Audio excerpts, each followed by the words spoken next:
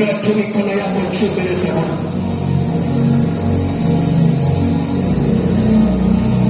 Bwana Yesu, asante kwa ajili ya mama huyu aliyeinua mikono yake kwa imani.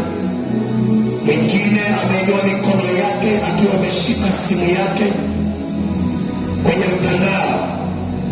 In the mighty name of Jesus, huyo mama popote pale anapopitia mateso katika habari ya usawa, Bwana, in the mighty name of Jesus, Bwana, in the name of Jesus, ninatangaza ushindi kwako, natangaza ushindi, natangaza baraka tele kwa ajili yako. Pokea usawa, pokea usawa, pokea watoto, pokea watoto, pokea watoto, pokea watoto, pokea watoto. Hiyo roho ya magonjwa ninaifuta kwa damu ya Yesu, naifuta kwa damu ya Yesu. Huyu mama akombolewe na watoto wake wakombolewe, kizazi chake kikombolewe, tumbo lake libarikiwe, maisha yake yabarikiwe, asiishi maisha ya huzuni tena kwenye ndoa yake, kwenye maisha yake.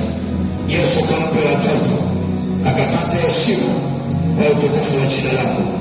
Ijulikane ya kwamba ni Mungu uliyeumba watu wote, na ikiwa mama huyu aliyeinua mikono yake umemuumba wewe na umeweka kila kitu ndani ya mwili wake, na ukasema umetupa uwezo wa kuzaa na kuongezeka.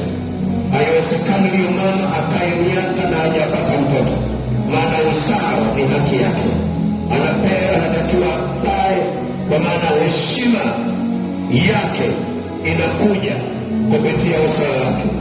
Yesu, ninabariki huyu mama popote pale yalipo, afanikiwe, azae, awe na maisha ya furaha. Baba, ninabariki ndoa zote zinazopita kwenye changamoto, zinazopita kwenye misukosuko kwa sababu ya uzao. Pokea watoto wa heshima, waliobeba nyota, waliobeba hatima, watakaokuwa baraka kwa familia na ukoo wao, wafanyike baraka katika taifa. Bwana Yesu, huyu mama apate watoto ambao wamebeba hatima kwa ajili ya familia na kwa ajili ya taifa. Yesu, ninakushukuru kwa kuwapa watoto, kwa kuwabariki na kuwainua katika jina la Yesu Kristo ninaomba na kushukuru. Amen. Shangilia Bwana Yesu kwa makofi mazuri.